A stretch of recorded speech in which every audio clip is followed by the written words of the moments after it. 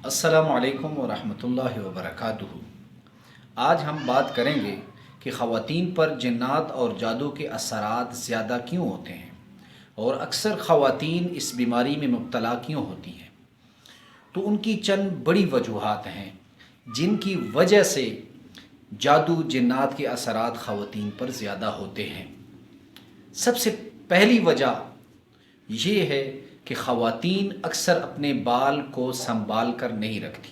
याद रहे कि वो बाल जो कंघी से निकलते हैं, कैंची से कटे हुए बाल नहीं, तो कंघी से निकले हुए बाल ख़वातीन उनको वैसी ही फेंक देती हैं, नालियों में भी फेंक देती हैं। घर के सहन में भी ये बाल होते हैं और घर के दरवाज़ों के आगे भी आपको कभी कभी ये बाल मिलते हैं। और दूसरी बड़ी वजह ख़वातीन के जो हैज़ व निफास के कपड़े होते हैं, अक्सर ख़वातीन हैज़ व निफास के जो कपड़े होते हैं उन्हें ऐसे ही यानी गंदा होने के बाद फेंक देती हैं। तो जब ये दोनों चीज़ें वैसी ख़वातीन फेंक देती हैं तो इनकी वजह से ख़वातीन बड़ी सी बीमारियों में मुब्तला हो जाती हैं। जैसे मैं आपको समझाऊं कि बाज़ जादू और जिन्नात के असरात ऐसे होते हैं जो इंसानों की वजह से होते हैं। इंसान भी, आपके रिश्तेदार भी, आपकी सास भी, आपकी नंदे भी और आपकी पड़ोसी या आपसे जलने वाले कोई भी ये कर सकता है कि वो आपके बालों को लेकर और या आपके हैज़ व निफास के कपड़ों को लेकर किसी आमिल और जादूगर के पास जाए और उसे एक ख़तीर रकम दे और वो आप पर जादू करे। तो एक बड़ी वजह ये है।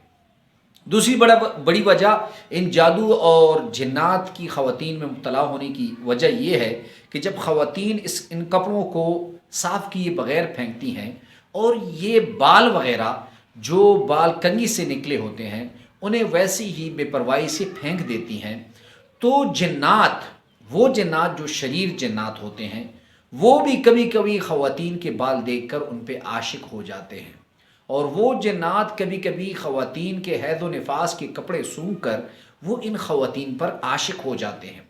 और ये बात याद रखें कि जादू सिर्फ इंसान नहीं करते बल्कि जादू जो है वो जिन्नात भी ख़वातीन पर करते हैं। जब जिन्नात ख़वातीन पर आशिक हो जाते हैं तो वो ख़वातीन के हैज़ व निफास के कपड़ों से और ख़वातीन के बालों के ज़रिए ख़वातीन पर जादू करते हैं।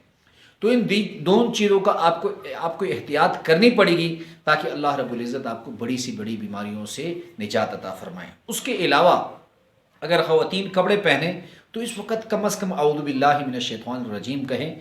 अगर नहीं पढ़ेंगे तो ये शुबा है कि जिन्नात जो है वो आपके जिस्म पर असरानंदाज होना शुरू करें।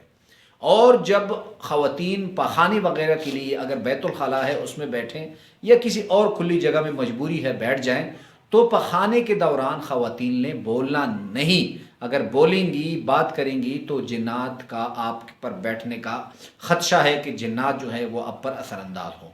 दूसरी ख़वातीन जब बैतुल खला में जाए तो कम से कम अगर कोई दुआ नहीं आती तो औज़ु बिल्लाहि मिनश शैतानिर रजीम पढ़े तो जिन्नात के असरात से महफूज रहेंगे।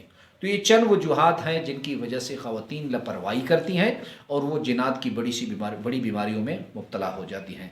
अल्लाह रब्बुल इज़्ज़त हमें और आपको तमाम बहनों को सलामत रखे।